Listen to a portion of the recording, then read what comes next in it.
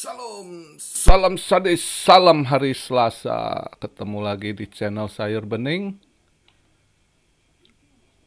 Hari ini kita lihat market. Semalam dia agak sideways, masih di range itu ya. Ini saya buat video sekarang.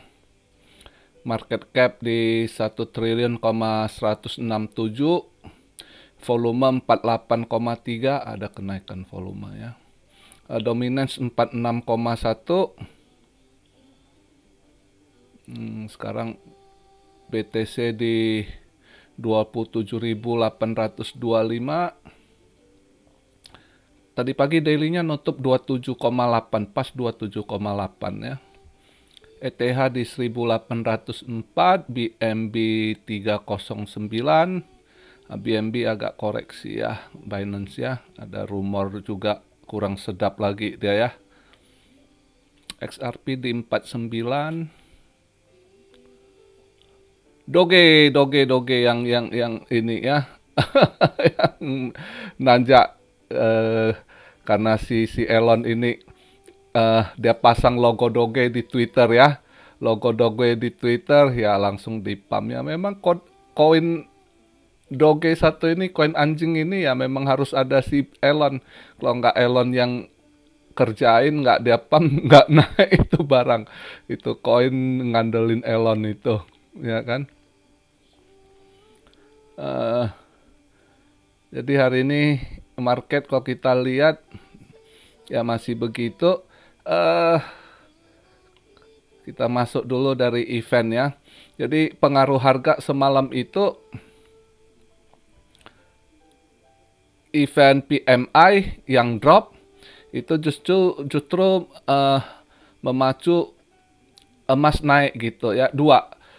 Semalam itu semenjak awalnya di ini OPEC mereka potong produksinya, jadi keputusan OPEC 1 juta barrel per hari ya.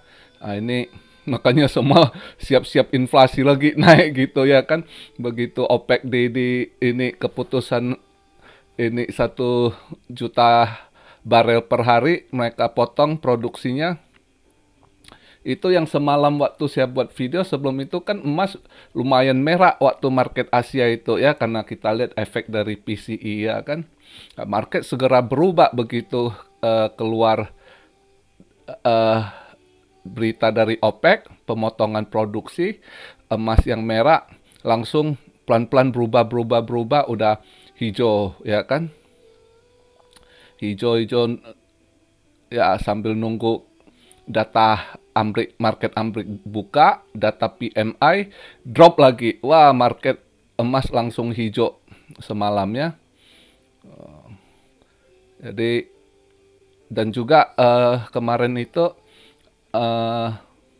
Singapura ada serok emas 6,8 ton. Saya baca berita tadi pagi. Makanya emas hijau. Ada yang kena SL kemarin mungkin ya, lihat ininya. Jadi efek dari crude oil ini kemarin juga naik langsung 8% crude oil begitu dinyatakan pemotongan produksi 1 juta barel ya. Langsung naik 8% crude oil. Ini nanti ke depan gimana lagi? Makanya saya bilang ini juga salah satu ekonomi war ya yang mereka ya memang mainkan. Mereka mungkin habis kesepakatan mereka ketawain Amerika gitu ya kan. Sudah petrodolar kamu hilang, kesepakatan Arab dengan Cina ya kan, transaksi pakai yuan. Ini mereka sengaja mainkan ini Amerika gitu. Maka kita lihat ini sementara kelihatan Amerika yang agak ketekan sekarang ya. Nah, ini satu hal lagi, makanya ekonomi terus berubah. Maka saya bilang banyak yang mereka tanya, kok gimana ini? Maka saya bilang ikuti aja pergerakan. Saya sering selalu jawab, lihat saja nanti pergerakan. Karena labil kondisi saat ini itu sesuatu hal segera berubah arah gitu ya. Makanya kita harus hati-hati. Kayak Fed sekarang begitu potong produksi ini, dia tambah pusing itu. dia mau menekan inflasi. Maka seperti yang bilang, mungkin temporary nanti keluar CPI mungkin ya agak drop karena bulan kemarin, tapi ini mulai hari ini nanti eh, oil, gasolin naik lagi gitu ya kan. Ya efeknya bulan-bulan ke depan lagi tuh hasilnya misalnya ini April pengumumannya. Efeknya mungkin bulan 5 baru kelihatan, data bulan 5 di bulan 6 baru keluar, itu baru kita tahu di bulan 6 lagi tuh. Efek dari keputusan uh, uh, uh, kenaikan uh, crude oil gitu ya. Karena akibat dipotong produksi minyaknya 1 juta barel. Ini efek sekali, maka masih banyak hal, maka saya bilang yang gitu-gitu Fed nggak bisa kontrol. Fed cuma dapat lakukan naikkan rate, justru makin akan cekek dia naikkan rate juga. Fed itu defisit terus, dia harus bayar bunga gitu ya. Maka banyak hal yang kita lihat lah ke depan masih tetap saya bilang wanti-wanti, karena kalau udah begitu itu selalu ada hal-hal yang di belakang apa yang terjadi kita nggak tahu gitu ya. Bisa aja Amerika lakukan sesuatu hal yang sekalian kalian mau hancur, ya gua hancurin dulu juga gitu. Ada hal-hal yang lain market kita nggak tahu. Jadi makanya selalu kondisi gitu kita masih hati-hati gitu. Bukannya kalau sekarang ini kan berita kayak positif sekali, Cina sama Rusia kerjasama ini. Sebenarnya ekonomi Cina juga lagi jeblok banget, Rusia juga jeblok. Jadi pura-pura main kayak mereka masih posisi kuat, enggak juga gitu. Ya kan? Sebenarnya di dalam mereka juga babak belur.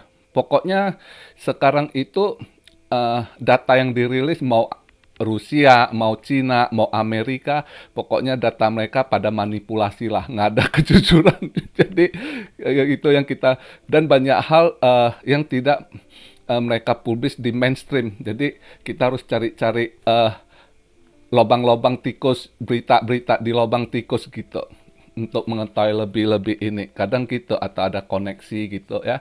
Kalau secara mainstream, main news itu banyak yang ditutupi gitu. Jadi kita lihat aja ke depan, selalu harus masih hati-hati ke depan apa yang terjadi. Ya, begitu juga kita lihat banyak di belakang, misal kayak Binance ya, Binance juga kita dengar rumor, rupanya dia udah dapat red notice juga dari Interpol. Jadi kalau kita lihat ini, mereka ini terutama Amrik, gimana pun dia kalau bisa bukan dia mau tutup Binance US, kalau bisa tutup semua Binance, sisi Cecet mau dia penjarakan, kayaknya otak mereka di situ itu ya. Ada yang sebagian politik, makanya.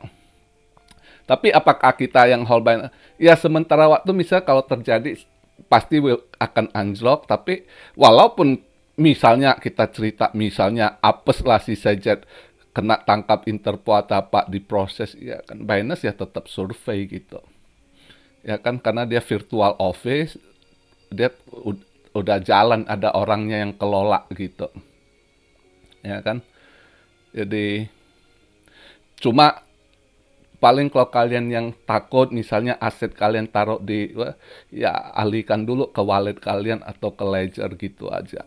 Ya kan?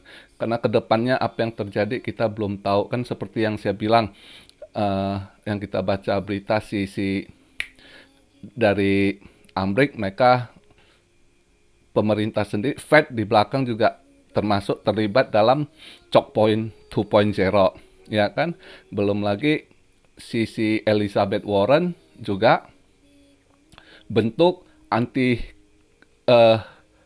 crypto army, ya kan? Jadi apa yang mau dikerja di belakang kita nggak tahu juga gitu, ya kan? Jadi banyak hal yang dimainkan. Ada yang mereka berharap, oh nanti bulan 6, bulan 7 Hong Kong buka market akan, nggak terlalu ini juga, jangan terlalu expect gimana. Ada kalau dari pengalaman, Cina juga nggak bisa kita percaya. Ini kan satu game juga yang mereka mainkan, ya kan? Tetap ya harus hati-hati lah. Maka kalau ada aset ya simpan aja dulu. Kalau ada kamu punya hard wallet gitu ya, atau kamu ada ledger gitu. Kalau misalnya ragu, ya itu salah satu masukan. Jadi hari ini juga kalau event kita lihat agak ngaruh sih hari ini, job opening itu juga akan ngaruh ke dolar, ya kan? Juga nanti kita lihat, karena ini juga nanti akan pengaruh. Kalau untuk emas, maka hari ini saya jujur ada sedikit long emas tadi pagi, ya kan? Buka market saya pikir,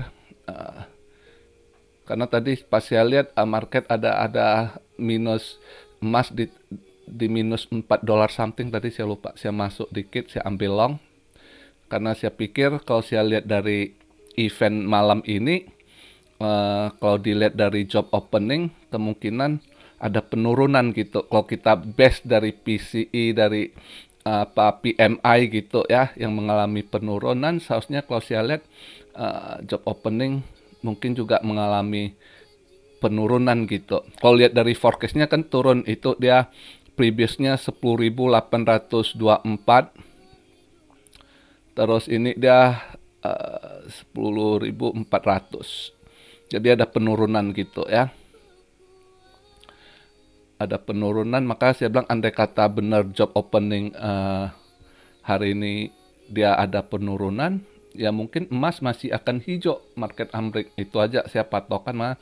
Tadi pas saya lihat market Asia dia minus, emas minus 4 dolar something, saya ambil long dikit lah buat ini.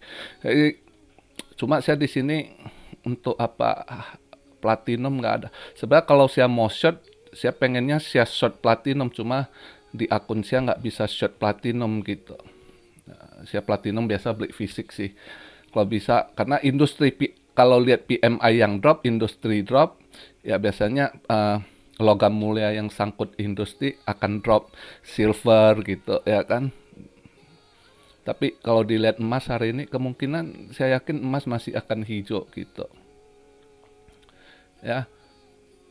Jadi juga ya inilah lumayan yang dinaik. Kalau untuk hari ini koin Doge yang waduh 24-25% tadi dia lumayan juga ya. Dalam 24 jam 25%.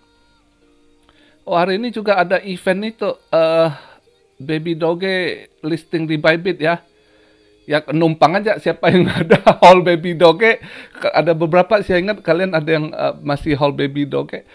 Coba aja kalian tweet, kalian coba mainkan di Twitter Elon Musk ya kan. Doge, terus Baby Doge, go to moon gitu ya kan. Ya nggak tahu lah, coba kadang gitu aja dikit udah ini juga, siapa tahu. Ya kan, cuma buat masukan buat kalian, andai kata ada yang pegang Baby Doge, mana tahu disorong lagi ke atas ya bisa dapat tambahan TP kalian. Ya enggak. Kalau hari ini saya rasa malam andai kata job opening agak turun, kemungkinan bisa hijau dikit, mungkin BTC bisa balik lagi ke 28.200 gitu. Ya, sekarang saya buat kan tadi 27.800 sekian. Mungkin nanti 28.200, 28.300 malam ini masih ini bisa gitu. Ya kan? Terus ada yang tanya, kok tolong kasih koin yang bisa ATH. Soal ini saya nggak mau jawab, kalian Dior gitu ya. Karena gini, misalnya saya pilih beberapa koin yang saya pikir bisa masih potensial ATH.